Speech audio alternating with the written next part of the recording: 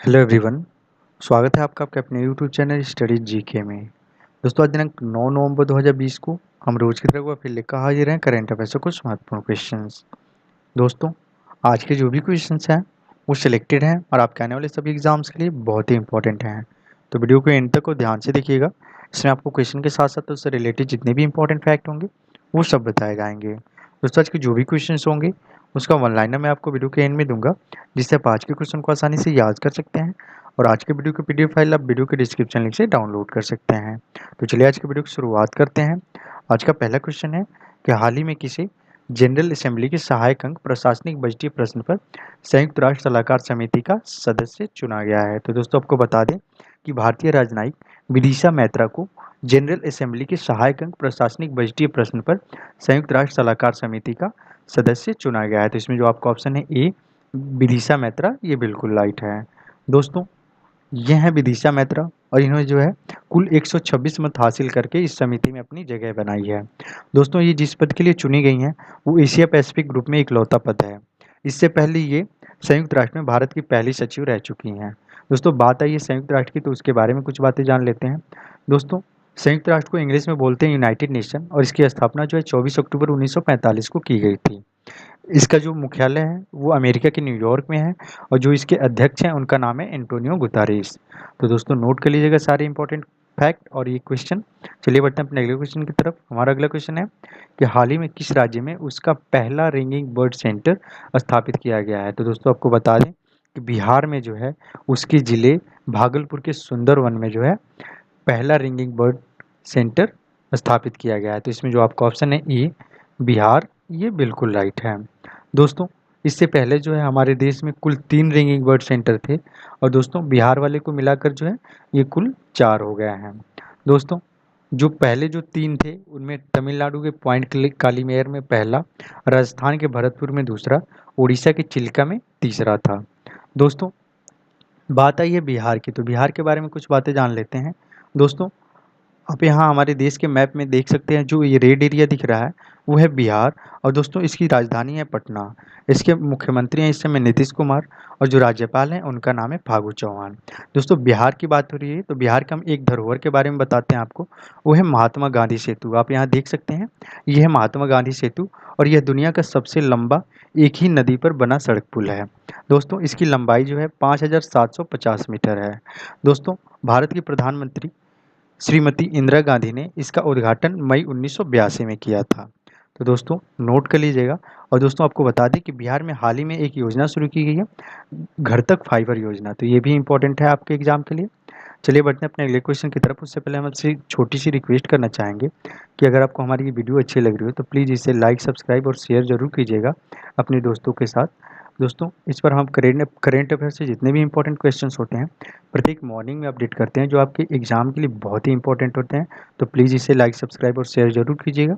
चलिए बढ़ते हैं अपने अगले क्वेश्चन की तरफ। हमारा अगला क्वेश्चन है कि हाल ही में सबसे उम्रदराज पैराग्लाइडर कौन बने हैं। तो दोस्तों आपको बता दें कि पैराग्लाइडिंग एसोसिएशन सिक्किम की एक रिपोर्ट के अनुसार 82 वर्षीय, नोट कर लीजिएगा 82 ईयर्स की धूमकित लेप्चा जो है सबसे अधिक उम्र की पैराग्लाइडर बने हैं। तो इसमें जो आपका ऑप्शन है दुकमित लेप्चा सी, आपका ऑप्शन ये बिल्कुल राइट है। दोस्तों इससे पहले जो रिकॉर्ड था वो 68 वर्षीय व्यक्ति का था। दोस्तों दुकमित लेप्चा ने सिक्किम के आंग बौद्ध मठ के पास से 45,000 फीट की ऊंचाई पर 6 मिनट तक उड़ान भरी। तो दोस्तों नोट कर लीजिएगा, ऐसे क्वेश्चन को लोग अक्सर ध्यान नहीं देते लेकिन ये आपके मार्क एग्जाम में आ जाता है तो एक मार्क के लिए बहुत ही काफ़ी होता है, तो नोट कर लीजिएगा। चलिए बढ़ते हैं अपने अगले क्वेश्चन की तरफ। हमारा अगला क्वेश्चन है कि हाल ही में अमेरिका के 46वें राष्ट्रपति कौन चुने गए हैं। दोस्तों ये बहुत ही ट्रेंडिंग क्वेश्चन है, आपके एग्जाम में ये पूछा जा सकता है। तो दोस्तों आपको बता दें कि अमेरिका के 46वें राष्ट्रपति जो चुने गए हैं उनका नाम है जो बिडेन। दोस्तों आप इन्हें देख सकते हैं, ये है जो बाइडेन। और दोस्तों ये अमेरिका के इतिहास में सबसे उम्रदराज राष्ट्रपति हैं। इनकी उम्र है इस समय 77 वर्ष। दोस्तों इन्होंने जो है कुल 290 इलेक्टोरल मत हासिल किए जबकि बहुमत के लिए सिर्फ 270 चाहिए थे। दोस्तों बाइडेन इससे पहले जो है 2 कार्यकालों में उपराष्ट्रपति रह चुके हैं। दोस्तों बाइडेन जो है अमेरिका के डेमोक्रेटिक पार्टी की तरफ से राष्ट्रपति पद के उम्मीदवार थे। तो दोस्तों नोट कर लीजिएगा, इसमें जो आपका ऑप्शन है डी जो बाइडेन, ये बिल्कुल राइट है। चलिए बढ़ते हैं अपने अगले क्वेश्चन की तरफ। अगला क्वेश्चन है, ये अमेरिका से ही रिलेटेड है। मैं आपको उसी में बता सकता था, लेकिन ये एक अलग तरीके का क्वेश्चन है, क्योंकि इसमें अमेरिका की पहली महिला उपराष्ट्रपति के बारे में बात की जा रही है कि अमेरिका की पहली महिला उपराष्ट्रपति कौन चुनी गई है। तो दोस्तों आपको बता दें कि जो भारतीय मूल की कमला हैरिस जो है, वो दुनिया के सबसे पुराने लोकतांत्रिक देश अमेरिका की पहली महिला उपराष्ट्रपति चुनी गई है। तो इसमें जो आपका ऑप्शन है ये कमला हैरिस, ये बिल्कुल राइट है। दोस्तों ये अमेरिका की पहली अश्वेत उपराष्ट्रपति हैं। दोस्तों बात आई है अमेरिका की, तो दोस्तों अमेरिका के जो पहले राष्ट्रपति थे उनका नाम है जॉर्ज डब्ल्यू वॉशिंगटन। याद रखिएगा, जॉर्ज वॉशिंगटन जो है अमेरिका के पहले राष्ट्रपति थे। दोस्तों अमेरिका की जो स्वतंत्रता हुई थी वो 4 जुलाई 1776 को हुई थी, इसलिए ये दुनिया का सबसे पुराना जो है लोकतांत्रिक देश है। तो नोट कर लीजिएगा। चलिए बढ़ते हैं अपने अगले क्वेश्चन की तरफ। हमारा अगला क्वेश्चन है कि हाल ही में साहित्य का जेएसवी पुरस्कार 2020 किसे दिया गया है। दोस्तों आपको बता दें कि साहित्य के लिए जेएसवी पुरस्कार 2020 मलयालम लेखक एस हैरिस को दिया गया है। तो इसमें जो आपका ऑप्शन है C S Harris, sorry B S Harris, ये बिल्कुल राइट है। दोस्तों इनकी किताब मुस्ताज का जो है जयश्री क्लाथिल के द्वारा अंग्रेजी में अनुवाद यानी ट्रांसलेशन किया गया है, और नियमों के अनुसार जो है इनको कुल 25 लाख रुपए की नकद राशि पुरस्कार के रूप में दी जाएगी। और दोस्तों जो अनुवादक होंगे उनको 10 लाख की पुरस्कार राशि दी जाएगी। दोस्तों इस पुरस्कार को देने की शुरुआत जो है वर्ष 2018 में इंग्लिश कंस्ट्रक्शन कंपनी, दोस्तों आप यहाँ जो जेसीबी देख रहे हैं वो आप वही जेसीबी की बात यहाँ हो रही है जो आप अक्सर देखते रहते हैं, वो जो खुदाई के लिए यूज होता है उसी की बात हो रही है।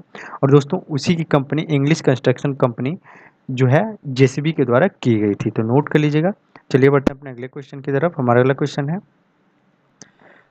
है हमारा कि हाल ही में आईआईटी दिल्ली ने सर्टिफिकेट कोर्सेज के लिए कौन सा पोर्टल लॉन्च शुरू किया है। तो दोस्तों आपको बता दें कि आईआईटी दिल्ली के जो द्वारा जो है ई विद्या पोर्टल जो है सर्टिफिकेट कोर्सेज के लिए शुरू किया गया था। इसमें जो आपका ऑप्शन है सी ई विद्या पोर्टल, ये बिल्कुल राइट है। दोस्तों इस पोर्टल को लॉन्च करने का प्रमुख उद्देश्य छात्रों के साथ साथ बाहरी लोगों को भी जो आईआईटी दिल्ली से संचालित होने वाले सर्टिफिकेट कोर्सेज को उपलब्ध कराना है। दोस्तों इस ई विद्या पोर्टल पर जो है आईआईटी दिल्ली सहित अन्य संस्थानों के 700 विशेषज्ञ cyber physical system, cyber security, renewable energy conversion, machine learning, data science इत्यादि की तमाम जानकारी साझा करेंगे। तो दोस्तों नोट कर लीजिएगा, क्वेश्चन इंपॉर्टेंट है। चलिए बढ़ते हैं अपने अगले क्वेश्चन की तरफ। अगला क्वेश्चन है कि हाल ही में जापान के उत्तराधिकारी किसे घोषित किया गया है।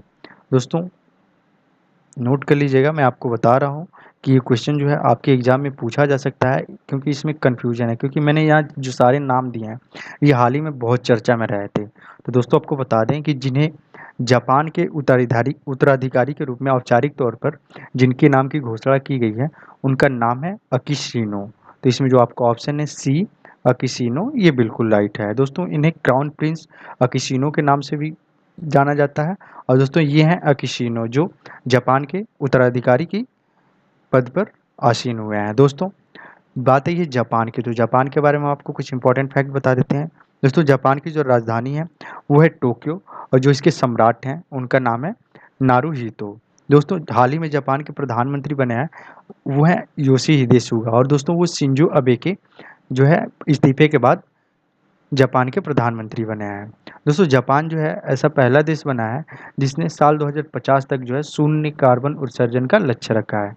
तो नोट कर लीजिएगा। चलिए बढ़ते हैं अपने अगले क्वेश्चन की तरफ। हमारा अगला क्वेश्चन है कि हाल ही में किस राज्य ने 100% अभियान शुरू किया है। तो दोस्तों आपको बता दें कि पंजाब सरकार ने स्कूलों में 100% रिजल्ट के लिए 100% अभियान को जो है शुरू किया है। तो इसमें जो आपका ऑप्शन है ये पंजाब, ये बिल्कुल राइट है। दोस्तों इस मिशन के तहत पंजाब में बच्चों को ई बुक, ई कंटेंट, ऑनलाइन क्लासेज और टीवी पर लेक्चर चलाकर जो है शिक्षा को घर घर पहुंचाने का प्लान बनाया गया है। दोस्तों ये प्लान इसलिए बनाया गया है कि कोरोना महामारी से लड़ाई के दौरान जो है बच्चों की पढ़ाई पर कोई रुकावट ना आए। दोस्तों बात आई है पंजाब की, तो पंजाब के बारे में आपको कुछ इंपॉर्टेंट फैक्ट बता देते हैं। दोस्तों आप यहाँ जो रेड एरिया दिख रहा है हमारे भारत के मैप में वो है पंजाब। और दोस्तों इसकी राजधानी जो है वो चंडीगढ़, और इसके मुख्यमंत्री जो हैं उनका नाम है अमरिंदर सिंह, और जो इसके राज्यपाल हैं उनका नाम है वीपी सिंह बदनौर। दोस्तों हाल ही में पंजाब में कुछ योजनाएं शुरू की गई हैं, जिनमें पहला है घर घर रोजगार योजना, दूसरा है किफ़ायती एलईडी बल्ब योजना, और तीसरा है एससी एसटी के लिए पोस्ट मैट्रिक स्कॉलरशिप योजना। तो दोस्तों सारे इंपॉर्टेंट फैक्ट नोट कर लीजिएगा। चलिए बढ़ते हैं अपने अगले क्वेश्चन की तरफ।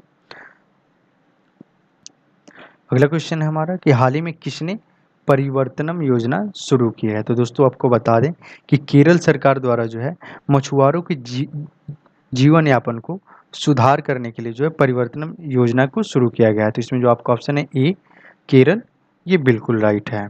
दोस्तों बात है ये केरल की, तो केरल के बारे में आपको कुछ इंपॉर्टेंट फैक्ट बता देते हैं। दोस्तों केरल की जो राजधानी है वो है तिरुवनंतपुरम, और इसके जो मुख्यमंत्री हैं उनका नाम है पिनरई विजयन, और इसके राज्यपाल का नाम है आरिफ मोहम्मद खान। दोस्तों हाल ही में वहाँ सौर संचालित देश की पहली लघु ट्रेन का संचालन किया गया है। और दोस्तों यहाँ कुछ योजनाएं शुरू की गई हैं, जिसमें है जो है निरामया स्वास्थ्य योजना पहली है, तो इसे नोट कर लीजिएगा, ये भी इंपॉर्टेंट है। चलिए बढ़ते हैं अपने अगले क्वेश्चन की तरफ। हमारा अगला क्वेश्चन है कि हाल ही में हॉकी इंडिया के अध्यक्ष कौन चुने गए हैं। तो दोस्तों आपको बता दें कि ज्ञानेंद्र निंगुम्बम, नाम थोड़ा कन्फ्यूजिंग है, मैं फिर बोलता हूँ, ज्ञानेंद्रो निंगुम्बम जो है वो हॉकी इंडिया के अध्यक्ष चुने गए हैं। और दोस्तों ये जो है नई दिल्ली में हाल ही में संपन्न हुए 10वें हॉकी इंडिया सम्मेलन में इनका जो है चयन किया गया है। तो इसमें जो आपका ऑप्शन है डी ज्ञानेंद्रो निंगोम्बम। दोस्तों ये हैं ज्ञानेंद्रो निंगोम्बम, जिन्हें जो है हॉकी इंडिया का अध्यक्ष चुना गया है। दोस्तों इसके साथ ही जो है जो उपाध्यक्ष चुने गए हैं उनका नाम है मोहम्मद मुश्ताक अहमद, नोट कर लीजिएगा। दोस्तों बात करते हैं हम हॉकी इंडिया की। दोस्तों हॉकी इंडिया की जो स्थापना है 20 मई 2009 को नई नई दिल्ली में की गई थी, और इसका मुख्यालय जो है नई दिल्ली में है। दोस्तों हॉकी इंडिया जो है भारत में हॉकी के संचालन के लिए आधिकारिक रूप से अंतर्राष्ट्रीय हॉकी महासंघ और भारतीय सरकार द्वारा मान्यता प्राप्त संस्था है, तो नोट कर लीजिएगा। चलिए बढ़ते हैं अपने अगले क्वेश्चन की तरफ। हमारा अगला क्वेश्चन है कि हाल ही में कोयला मंत्रालय के अतिरिक्त सचिव कौन नियुक्त किए गए हैं। तो दोस्तों आपको बता दें कि नागराजू मडिराला को जो है कोयला मंत्रालय का अतिरिक्त सचिव नियुक्त किया गया है। तो इसमें जो आपका ऑप्शन है बी नागराजू मडिराला, ये बिल्कुल राइट है। दोस्तों कोयला मंत्रालय के जो मंत्री हैं उनका नाम है प्रहलाद जोशी, और इसका मुख्यालय जो है वो नई दिल्ली में है, तो नोट कर लीजिएगा। चलिए बढ़ते हैं अपने अगले क्वेश्चन की तरफ। हमारा अगला क्वेश्चन है कि हाल ही में एआईएफआई के अध्यक्ष कौन नियुक्त किए गए हैं। तो दोस्तों आपको बता दें कि एआईएफआई के जो अध्यक्ष नियुक्त किए गए हैं उनका नाम है विकास बजाज। तो इसमें जो आपका ऑप्शन है सी विकास बजाज, ये बिल्कुल राइट है। दोस्तों एआईएफआई का जो फुल फॉर्म होता है association of Indian forging industries, तो नोट कर लीजिएगा। दोस्तों आज के क्वेश्चन यही समाप्त होते हैं। बढ़ते हैं हम कल पूछे गए क्वेश्चन के आंसर की तरफ। कल मैंने आपसे पूछा था कि हाल ही में बुल स्ट्राइक अभ्यास कहाँ संपन्न हुआ है। तो दोस्तों वो संपन्न हुआ है टेरेसा द्वीप पर। चलिए बढ़ते हैं आज के क्वेश्चन पर जो आपके लिए है कि हाल ही में जल प्रबंधन के लिए सर्वश्रेष्ठ राज्य किसे चुना गया है। दोस्तों आपका ऑप्शन इसी में से है, आप हमें कमेंट करके ज़रूर बताइएगा। दोस्तों मैंने यहाँ वन लाइनर को मेंशन कर दिया है, आप यहाँ से पढ़ सकते हैं। आप इसकी पीडीएफ डाउनलोड कर लीजिएगा, आपको पीडीएफ जो है वीडियो की डिस्क्रिप्शन लिंक में मिल जाएगी, आप नोट कर लीजिएगा और पढ़ लीजिएगा। आपको 1 मिनट लगेगा आपको इसको पढ़ने में, और क्वेश्चन आपको तुरंत याद भी हो जाएगा। तो दोस्तों वीडियो यहीं समाप्त होती है। अगर आपको वीडियो अच्छी लगी हो तो प्लीज़ इसे लाइक सब्सक्राइब और शेयर ज़रूर कीजिएगा। धन्यवाद।